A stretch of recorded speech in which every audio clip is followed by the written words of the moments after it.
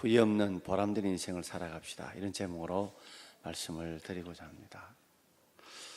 여러분도 한 번씩 생각해 보시죠. 야, 세월이 참 너무 빨리 흘러간다. 그런 생각을 아마 해 보실 줄 압니다. 저도 제가 이번 안식월 기간 중간에 참 시간들이 참 빨리 흘러간다. 여러분들에 비하면 나이도 아니지만 2년 지나면 저도 60이에요. 이야, 참 4자에서 5자 달 때까지는 괜찮은데 와, 6자다 생각하니까 와, 정말 세월이 빨리 갔구나 싶습니다. 안식월 기간 동안에 그 함께 하신 분들 중에서도 저보다 나이 어린 사람들이 절반 이상이 넘는 거예요. 저는 항상 제가 마음은 30대 같다 생각했는데 20대 같다 생각했는데 어느 틈과 나이는 숫자에 불과하다 하지만 시간들이 참 많이 흘러갔구나. 그렇다면 남아있는 시간들이 얼마나 될까 생각하면서 좀 후회하지 않는 보람된 인생을 살아야 되겠다 하는 생각을 가졌습니다. 거기 원로 목사님 가정이 두 분이 오셨습니다. 그 이야기를 들어보니까 좀 후회하는 안타까운 이야기도 있고 또 보람된 이야기도 들으면서 내가 남은 생에 살아갈 때는 후회는 안 할 수 없지만 후회는 적게 하고 보람은 좀 많은 인생을 목회를 했으면 좋겠다 하는 생각을 가졌습니다. 사람은 다 죽습니다. 여기에 죽지 않을 사람 아무도 없습니다. 지난 주일도 우리 어느 집사님께서 주일날 저하고 인사를 했는데 그 앞주간에 그 집사님 못 나오셨던가 봐요. 목사님 오래간만입니다 하는데 정말 그리고 난 뒤에 돌아가셨습니다. 사람은 다 죽습니다. 그러나 언제 어디서 어떻게 죽을지는 아무도 모릅니다. 내가 언제 몇 년 후에 또는 몇 월 며칠에 죽을지도 모르고 내가 어디서 죽을지도 모릅니다. 어떤 분들은 이 땅에서 죽고 싶지만 생각지 않게 외국 가서 돌아가시는 분들도 계십니다. 또 어떻게 죽을지도 몰라요. 나는 건강하게 살다가 죽겠다 하지만 생각지 않는 병에 걸려서 돌아가시는 분들도 있습니다.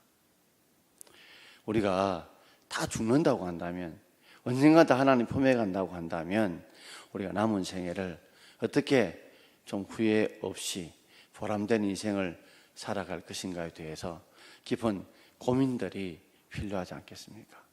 오늘 본문을 놓고 한 두 가지로 말씀을 생각하고자 합니다. 첫 번째는 나의 한계를 알아야 합니다. 야고보서 4장 13절과 14절을 함께 읽어보겠습니다. 들으라, 너희 중에 말하기를 오늘이나 내일이나 우리가 어떤 도시에 가서 거기서 1년을 머물며 장사하여 이익을 보리라 하는 자들아, 내일을 너희가 알지 못하는도다. 너희 생명이 무엇이냐? 너희는 잠깐 보이다가 없어지는 안개니라. 좀 막 울룩들룩해서 좀 읽기 좀 힘들었겠지만 이게 보면 들으라 그랬습니다. 이 말은 주의 깊게 들으라. 계속해서 들으라. 이 전해준 말씀에 대해서 깊이 듣고 고민해라. 그리고 너희가 어떻게 내가 살아가야 될지에 대해서 생각해보고 결론 지어라 하는 의미로 들으라 라고 말씀하고 있습니다. 그러면서 너희 중에 말하기를 어떤 사람이 이렇게 말합니다. 여기 보면 OP가 나와요. 첫째는 오늘이나 내일이나 분명한 어떤 계획을 가지고 있습니다. 그리고 우리가 어떤 도시에 가서 본문에 보면 그러한 그 도시, 우리가 쉽게 말하자면 이 도시라고 정해놓았어요. 그러니까 아무 도시가 아니고 내가 가야 될 도시를 정해놓았다는 거예요. 그 도시에 가서 장소죠.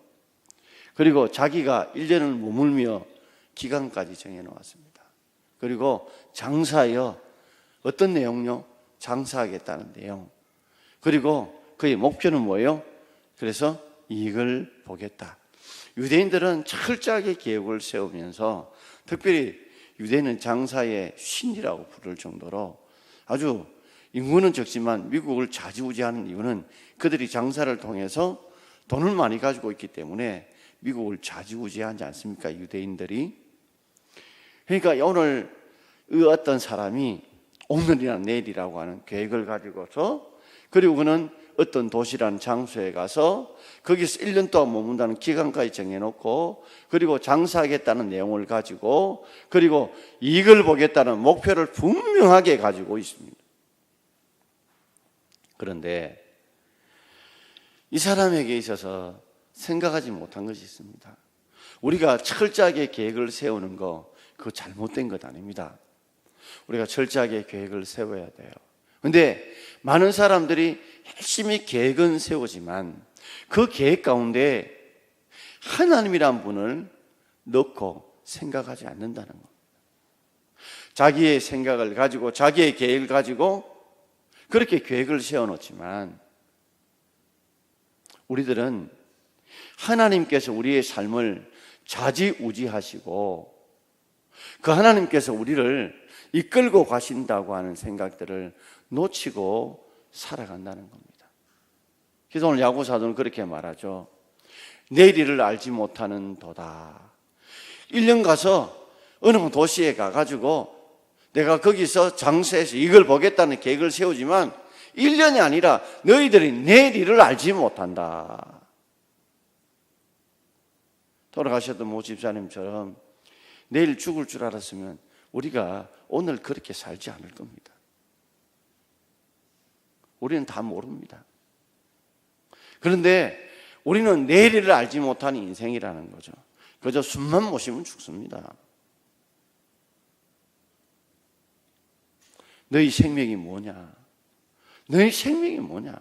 너희 생명이 무엇이라고 생각하느냐? 우리가 묻고 있어요. 그러면서 너희 생명은 잠깐 보이다가 없어지는 안개와 같다. 잠깐 보이다가 없어지는 뭐와 같다고요? 안개. 여러분, 안개가 저기 끼어 보십시오. 사람의 힘으로 그 안개를 없앨 수가 없습니다. 없앨 수가 없어요. 그런데 뭐요? 동체해가 탁 떠오르면 그 안개가 어디로 갔는지, 어디로 사라졌는지 알 수 없습니다. 근데 없어져요. 마치 이 안개처럼 우리 인생들이 다다닥 살고 있습니다.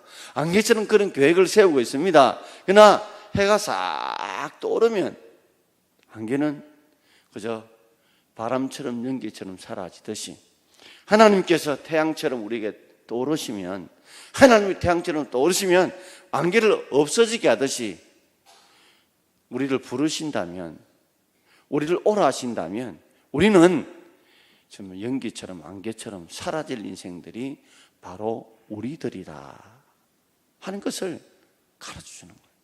좀 우리의 한계를 알아는 거죠. 우리가 천년만년 살 것처럼 보여도 그렇지 않다는 거예요.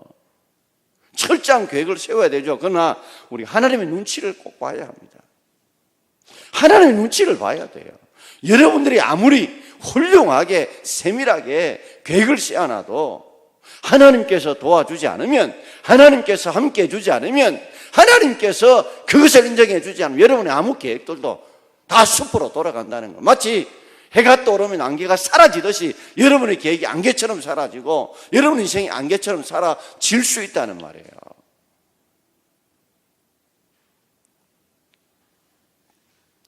그런데 우리는 그렇게 생각 안 하거든요. 그렇게 생각 안 합니다. 어제도 살아봤으니 오늘도 살 거고 내일도 될 거라고 늘 그렇게 생각합니다. 그러나 우리 인생은, 오늘 성경은 분명히 말합니다. 내일 일을 알지 못하는 도다. 너희 생명이 무엇이냐? 잠깐 보이던 안개와 같이 해가 떠오르시 하나님이 오라고 부르시면 다 가야 되는 것이고 다 내려놓아야 되고 아무것도 가지고 가지 못하는 게 우리 인생입니다, 여러분.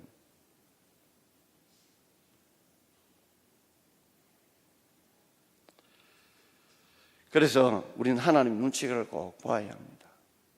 하나님이 도와주셔야 되고 하나님을 우리가 붙들어야 됩니다.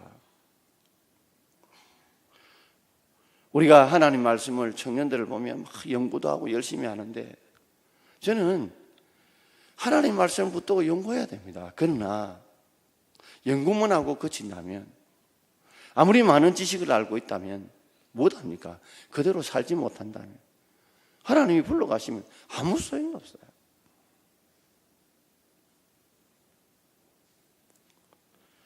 여러분 계획 속에 하나님의 부르심을 생각해야 합니다. 하나님이 언제 어느 순간에 우리를 부를지 모릅니다. 뿐만 아니라 하나님이 도와주셔야 되는 거예요. 하나님이 도와주셔야 됩니다. 그러니 우리가 기도 안 하고 하나님 말씀대로 순종 안 하고 살아가면 하나님이 안 도와주시면 내가 아무리 좋은 재능이 있고 능력이 있고 은사가 있더라도 하나님이 안 도와주면 안 됩니다. 안 도와주면 안 돼요. 하나님 우리 생명을 연장해 주셔야 되고 우리 자녀 생을 연장해 주셔야 되고 이래 도와주셔야 되지. 왜요? 우리는 내일을 알지 못하는 인생입니다. 잠시 보이다 없어지는 안개와 같은 인생이에요. 그걸 놓치면 안 돼요. 아무리 철저하게 계획을 세워도 하나님의 허락이 떨어지지 않으면 안 됩니다, 여러분. 그걸 안다면 하나님께 매달려야 되고 기도해야 되고 붙들어야 되고 순간순간 하나님이 어떻게 해야 될까 하나님의 응답을 붙들고 그 말씀대로 순종을 살아가야 우리의 계획을 하나님이 허락해 줘야 되는 겁니다. 회사 다니시는 분들이 좋은 아이디어를 올렸습니다. 올려도 여러분 사장이 결제를 안 해주면 그게 아무 소용없어요. 안 그렇습니까? 자식들이 해외여행 가고 뭐 하겠다고 또 연수 가겠다고 유학 가겠다고 아무리 계획을 세워도 부모님이 해줄 형편이 안 된다 그러면 못 가는 거예요. 잠언 16장 1절에 이렇게 말씀하고 있죠. 자, 잠언 16장 1절 함께 읽어보겠습니다. 마음의 경영은 사람에게 있어도 말의 응답은 여호와께로부터 나오느니라. 아멘. 마음의 경영은 사람에게 있어도 아무리 사람이 이렇게 철저하게 경영하며 계획을 세워도 말의 응답은 그를 이루시면 하나님께 있는 줄 믿습니다. 아무리 계획 세워봐요. 그 계획대로 되나? 저도 이번에 하와이 열방대에 간 거는 벌써 10여 년 전에 간포에 그때 어느 장로님 두 분하고 제가 같이 간 적이 있습니다. 우리 교회 출신 권사님이 계셔서. 그때 10여 년 전에 그때 그 우리 교회 출신인 송 권사님이 자기 목사님께서 하와이 열방대가 너무 좋더라. 확 보내라고 그렇게 신신당부를 하셨어요.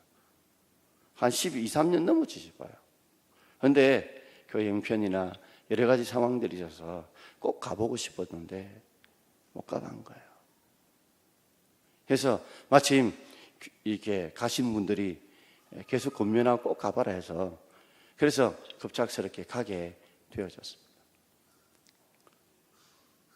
참 인생이라는 게 내가 딱 계획한 대로 되지 않는 거예요. 안식월이라고 하니까 여러분들이 야 목사가 한 달 동안 안식을 한다 하는데 원래 제 휴가는 한 주간이 있습니다. 제가 한 달을 다 안식해 본 적이 별로 없어요. 2주만 더 쓰는데 원래는 7년이 되면 안식월을 해야 됩니다. 보통 1년을 안식을 합니다. 안 되면 6개월 정도 안식을 해요. 그러니 제가 6개월을 한꺼번에 빼내기는 교회가 굉장히 부담이 되니 1년마다 한 달씩 해서 6년 되면 6개월 되는 거예요. 그래서 안식을 하는 거예요. 보통 안식을 하면 목사님들이 한 달 동안에 다 설교 안 합니다. 그러나 우리 교회는 그럴 형편과 처지가 안 되기 때문에 그래서 금요일 밤에, 토요일 밤에 내려와서도 주일 설교를 하는 거예요. 내보고 어떻게 그렇게 하느냐고.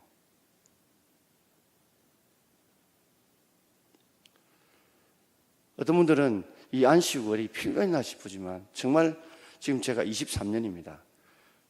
쉬었던 거는 딱 안식월 석 달밖에 못 했습니다. 23년 동안에. 근데 갔다 오면서 제가 참 많은 도전도 받고 늘 이 교회 안에 울타리에 있다가 밖에 다른 분들과 교제하며 배우며 깨닫는 게 참 필요하다.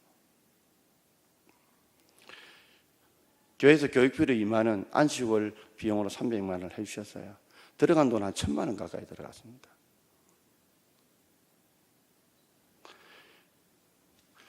그러나 그 모든 과정들 속에서 정말 필요하다고 싶은 거예요. 그러나 사람이 아무리 계획을 가져도요, 하나님이 허락 안 해주면 못 갑니다. 이것도 하나님께서 그 때를 맞춰서 제 혼자 갔으면 참 힘들었을 거예요. 대구에 같이 가는 세 분의 목사님께서 함께 가시니까 서로 격려하면서 가게 된 겁니다. 2001년도 9월 11일 날에 여러분 기억나십니까? 9.11 테러를 해가지고 미국의 110층인 세계무역센터 일명 상동호 빌딩 2개가요 2001년 9월 11일 날 그 한 대 항공기가 오산 빈 라덴의 일당에 피납되어 가지고 그 사람을 태우고 8시 46분인가 오전 거기 한 대가 자폭을 했죠. 그리고 9시 3분인가 또 한 대가 자폭을 했습니다. 110층 건물이에요. 그런데 어떻게 해서 무너졌냐면 그 안에 제트 엔진들이 있을 거 아닙니까? 기름들. 이게 확 폭발하면서 엄청난 고열을 발생시켜서 그 철골 구조가 녹아본 거예요. 녹아보니까 지탱할 힘이 없으니까 그게 와라락 무너지게 된 겁니다. 그런데 그 이야기 보게 되면 그 미국 상둥이 110층 두 빌딩을 사고 싶은 아주 돈 많은 부동산 업자가 있었다고 그래요. 그런데 이 빌딩은 팔지 않겠다고 버티니까 99년간 임대하기로 하고 32억 불, 그러니까 우리로 말하자면 99년 임대하는 비용을 3,500억 이상 주기로 하고 99년 임대를 한 거예요. 그런데 한 달 반 만에 6주 만에 이 빌딩이 뭐예요? 무너진 거예요. 그럼 3,200억 엄청난 돈이죠. 그 돈이 6주 만에 제대로 뽑지도 못하고 무너지고 만 겁니다. 사람이 마음의 균형은 사람에게 있어도 말의 응답은 하나님께로 있는 줄 믿습니다. 그러니까 사람 욕심 세우지 말고 기도하고 하나님의 뜻을 찾고, 그래서 우리의 계획 속에 하나님이 원하시고 기뻐하시는지 날마다 우리가 기도하고 기도하면서 하나님의 도우심을 구할 수 있는 저와 여러분 되길 바랍니다. 그래야 우리가 후회가 적고 보람된 인생을 살아갈 수 있습니다. 자, 한 가지 더 말씀드립니다. 두 번째로, 우리가 주의 뜻을 안다면 미루지 말고 순종해야 합니다. 우리가 미루지 말고 순종해야 합니다. 오늘 15절과 16절 함께 읽겠습니다. 너희가 도리어 말하기를 주의 뜻이면 우리가 살기도 하고 이것이나 저것을 하리라 할 것이거늘 이제도 너희가 허탄한 자랑을 하니 그러한 자랑은 다 악한 것이라. 너희가 말하기를, 도리어 말하기를 주의 뜻이면 우리가 살기도 하고 이것이나 저것을 하리라 한다 그랬거든요. 자기 계획은 굉장히 치밀하게 세워놨어요. 오늘이나 내일이나 어느 도시에 가서 1년 동안 머물면서 장세해서 이익을 보겠다는 치밀한 계획을 세우면서 주의 뜻에 대해서는 치밀한 계획을 세우지 않습니다. 치밀한 계획을 세우지 않아요. 그리고 늘 말합니다. 입에 달고 다니듯이 주의 뜻이면 이것도 하고 저것도 하겠다. 그리고 살기도 하고 죽기도 하겠다. 늘 입에는 달고 다닙니다. 그러나 구체적으로 주님의 뜻에 어떻게 언제 순종하겠다, 이루겠다는 계획은 세우지 않습니다. 많은 사람들이 자기 계획을 세웁니다. 또 방법도 알고 있습니다. 어떻게 이런 방법도 알고 있어요. 그런데 많은 사람들이 미룬다는 거예요. 주의 뜻대로 살겠다, 주의 뜻대로 이것저것 하겠다, 계획은 세워놔도 해야 될 방법도 어느 정도 알고 있어요. 그런데 자꾸만 미룬다는 거예요. 이제도 너희가 허탄한 자랑을 하니, 이전부터 늘 주의 뜻대로 살겠다 하겠다 해놓고 이제도 지금까지도 허탄한 자랑을 한다. 허탄한 자랑이 뭐예요? 속빈 자랑. 열매는 없고 가지만 무성한 무화과처럼, 오아시스인데 물 없는 오아시스와 같이 그저 번드러한 자랑과 말은 있지만 그의 삶의 열매와 결실은 없는 자랑. 이런 자랑은 다 악한 것이라. 다 악한 것이라. 주를 위해서 무엇을 하겠다, 어떤 일을 하겠다, 계획은 세우죠. 그런데 분명히 자신이 이걸 하겠다면 13절과 14절에 나오는 것처럼 분명한 계획을 세워야 돼요. 그런데도 그 계획을 구체적으로 안 세우는 거예요. 왜요?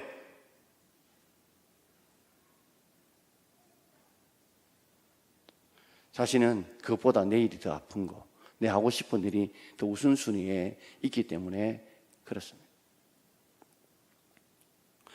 많은 사람들이 해야 될 것과 방법을 모르는 것 아닙니다. 자꾸만 미뤄요. 왜요? 힘드니까, 피곤하니까, 두려우니까 자꾸만 미뤄요. 기도 해야 되는 줄 아는데 지금 바쁘니까 다음에, 운동해야 되는데 바쁘니까 다음에, 또 무슨 일을 해나가는데 두려우니까 다음에, 자꾸만 다음에 하다가 결국에는 일을 못한다는 거예요. 말틴 루터의 설교 중에 이런 이야기 여러분 잘 아실 줄 알아요. 귀신들의 왕초였던 사탄이 쫄기였던 귀신들을 다 부릅니다.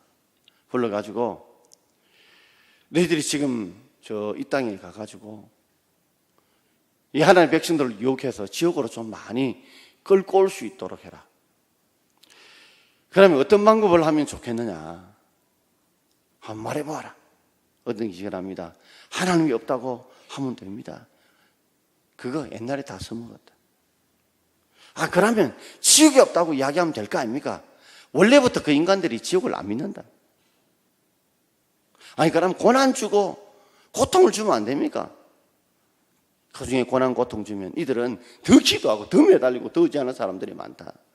그러면 어떻게 하면 됩니까? 그러나 귀신의 두목이었던 왕초였던 사탄이 말하기를 귀에 대고 천천히 속삭여라. 예수를 믿되 나중에 믿고, 기도하되 나중에 하고, 말씀대로 순종하게 나중에 하고, 도울 일 있거든 나중에 하고, 그래 미루도록 가르쳐라. 그러면 떼거리로 그 모든 성도들을 이 지옥으로 끌고 올 수 있다고. 마틴 루터가 했던 이 예화지만 노골적으로, 아주 핵심적으로 우리의 약한 부분이 무엇인가를 우리에게 가르쳐 줍니다.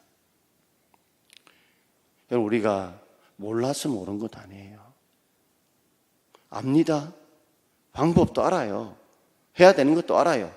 자꾸만 미루는 거예요. 그래서 급한 일 때문에, 바쁜 일 때문에 중요한 일을 자꾸만 미루는 거예요.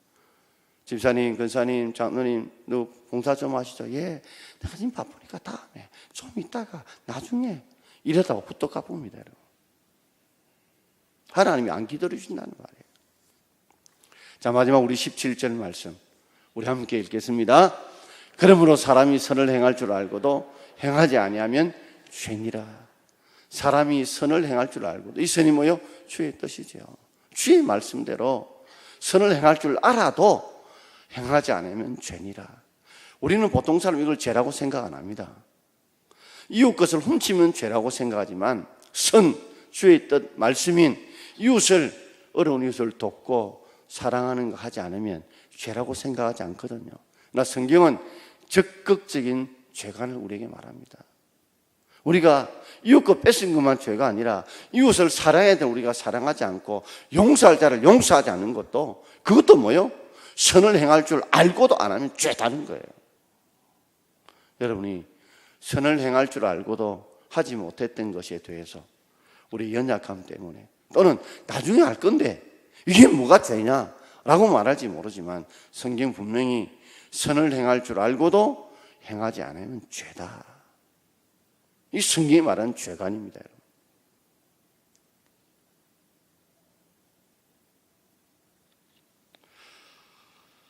한 노인이 송어 낚시를 하게 되는데, 아니 다른 사람들은 송어를 제대로 잡지 못하는데 이 사람은 잘 잡는 거예요. 그래서 노인장어른,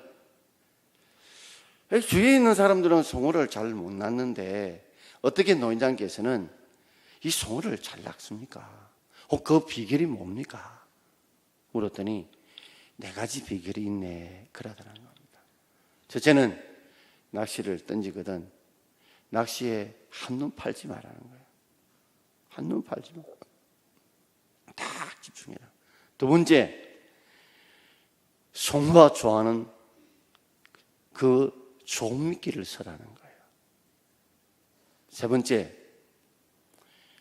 고기가 송어가 미끼를 물 때까지 끝까지 기다리라는 거예요. 아이고, 묵나무는 자꾸만 이게 낚싯대를 들었다 냈다 하지 말라는 거죠. 네 번째, 송어가 미끼를 딱 물거든 귀를 놓지 마. 정확하게 끝까지 당기라는 거예요. 놓치지 말라는 거예요. 그리고 한 가지 더 붙입니다. 그리고 잊지 말게, 이걸 그대로 실천하게 그랬습니다. 이것을 그대로 실천하게. 우리의 삶에도 이 원리는 똑같이 운됩니다. 내가 해야 될 일에 한눈 팔면 안 됩니다. 오늘 말씀드린 말씀에 딱 집중하고, 기도할 때는 기도에 집중하고, 찬양에 집중해야 돼요. 한눈 팔지 마라. 적당한 미끼를 사용해라. 여러분, 우리가 하나님 앞에 응답을 받으려고 하면 우리에도 갈급함이 있어야 돼요. 뜨거움이 있어요. 간절함이 있어요. 믿음이 있어야 돼요. 그리고 자꾸만 낚싯대를 물은 나무나 보지 말고 기다려야 돼요. 하나님이 응답 주실 것 같아 끝까지 인내하며 기다려야 돼요. 그리고 하나님께서 성령을 통해서 우리에게 응답을 주시고 순종할 마음을 주긴 적극적으로 순종해야 됩니다. 그러면 낚을 수 있다는 거예요. 미루면 안 됩니다. 감동 주실 때에 저질러야 돼요. 은혜 주실 때에 순종해야 돼요. 그래야 하나님께서 우리에게 복을 주시는데 우리가 뭐요? 낚지 못해서 그 복을 누리지 못한단 말이에요. 그러므로 제가 한 번, 두 번 이야기 들으신데, 지미 카터의 대통령 지금 90 잘 넘었죠. 이분이 침례교회 지금도는 모르지만 어쨌든 은퇴하고 난 후에는 주일학 교사를 계속했다고 그러죠. 이분이 살아있는 신학이라는 그의 자서전에 보면 자신의 좌우명을 왜 최선을 다하지 않는가라고 하는 좌우명을 자신이 일평생 붙들었던 이유를 설명하고 있습니다. 이 사람은 해군 사관학교를 졸업하고 소위로 인간하게 되었습니다. 그때에 자신을 면접했던 제독이 릭 오버 제독입니다. 해군은 제독이라고 표현하는데 이 제독은 장군을 뜻합니다. 별 하나, 별 둘, 별 세, 별 네, 이 사람들을 해군은 특별히 제독이라고 부릅니다. 릭 오버가 별이 몇 개인지는 모르겠어요. 이 해군 제독이 묻습니다. 그래, 전략은 어떤가? 전술은 어떤가? 군인 자신은 어떤가? 특별히 이 리고브 제독의 제자들 중에서 미국의 해군 참모총장들이 많이 배출되었다는 거거든요. 특별히 카터 대통령 이 온전한 잠수함에 발탁될 정도로 상당히 뛰어난 사람이었어요. 리고브 제독이 계속해서 이제 면접을 하다가 공부는 재미있었는가? 학교 성적은 어떻는가? 했대. 카터가 졸업할 때 전체가 몇 명인지 모르지만 59등으로 졸업했다고 합니다. 그러니까 제법 그래도 남에게 말할 만한 성적이니까 예, 제가 59등을 했습니다 하고 자랑스럽게 이야기하니까 리고버 제독이 그렇게 물었대요. 그래, 최선은 다했는가? 최선은 다했는가? 그러자 지미 카터가 갑자기 내가 어떻게 말을 해야 되는가 고민이 되더래요. 곰곰이 생각해 보니까 최선을 다하지 않은 것 같아요. 다시 되돌리면 최선을 다했는가 제군. 그러니까 제가 최선을 다하는 것 같지 않았습니다. 그러니까 왜 최선을 다하지 않았는가? 왜 최선을 다하지 않았는가? 그렇게 물었대요. 대답을 못했답니다. 그리고 일평생 지미 카터는 자신의 자명을 왜 최선을 다하지 않았는가 세웠다고 합니다. 그가 해군 이렇게 장교로 복무하다가 아버지가 농장을 하다 보니 그 이어받기 위해서 그는 해군 장교 생활을 오래 하지 않고 그는 아버지 뒤에 농장 사업을 했습니다. 최선을 열심히 다하다 보니 기회가 왔어요. 조지아주에 상원 선거가 있었습니다. 상원 선거에 그가 최선을 다했는데 떨어졌어요. 그런데 당선된 사람이 부정선거인 겁니다. 그래가 어부지리로 당선된 거예요. 그리고 그가 다시 선거에 떨어졌습니다.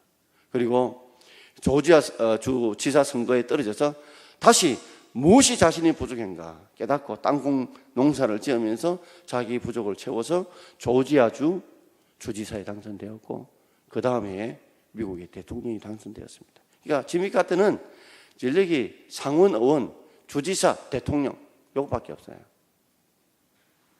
그러다 보니까 이 정치적 감각이 떨어지고 신앙과 도덕성은 분명한데 그래서 실패한 대통령 중에 손가락에 꼽을 정도였죠. 그러나 그 이후에는 자신의 잘못을 깨닫고 후회를 하면서 그가 더 최선을 다해서 은퇴한 이후의 대통령이 가장 존경받는 대통령 중에 바로 지미 카터가 들어갑니다. 노벨상도 그때 받았어요.